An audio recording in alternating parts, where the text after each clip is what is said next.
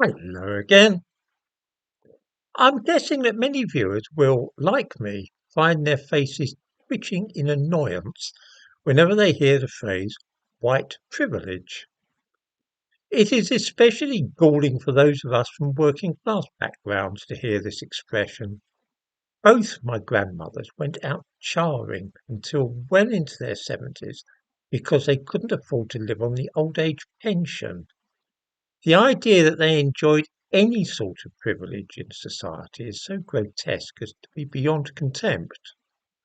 I thought I would look this morning at just a single aspect of this concept of white privilege, whose existence runs through the whole of our society, or so we are told. There is, by the way, an incoherent and essential contradictory nature of race as it is understood by liberal and left-wing people. On the one hand, we are regularly assured that race is a social construct, something which has no objective validity but has been devised by white people to establish a hierarchy in which they naturally enough are at the top of the tree. In other words, races don't really exist. On the other hand, when black people are being taught about race for the purpose of learning about white privilege, it is suddenly a very real thing indeed. Although the phrase white privilege was being used occasionally in the 1970s, it wasn't until 1988 when it suddenly became of great significance. This was due to the publication of an essay that year by a white woman who's an academic and ardent feminist and anti-racist. It's called Peggy McIntosh. She set out to define and classify white privilege and as a result is endlessly quoted on the subject. In the description to this video I give a link to that essay in which she talks of white privilege and unpacking the invisible knapsack.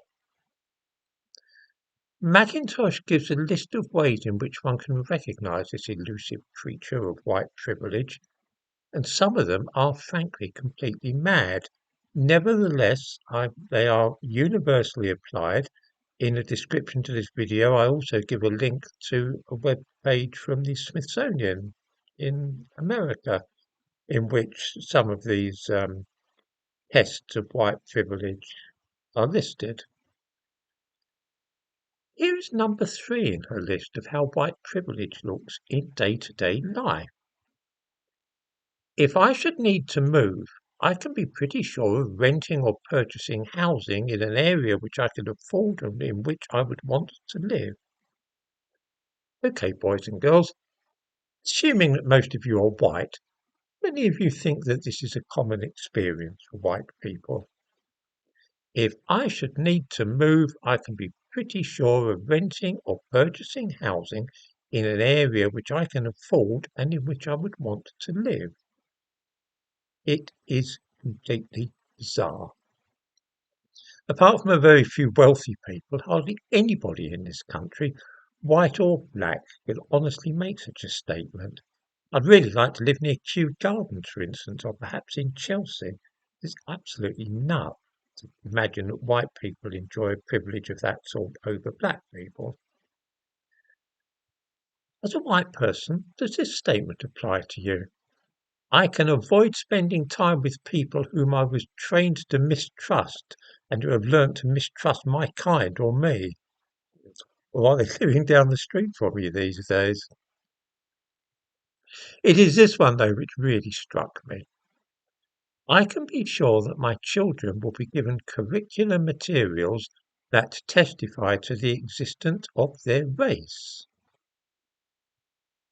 Let me ask you this question in all seriousness, because perhaps I am simply out of touch.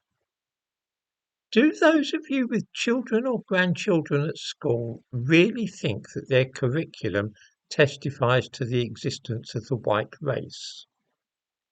Or do the materials used to teach them deny the very existence of the white race and claim that there has never been such a thing and that races don't exist?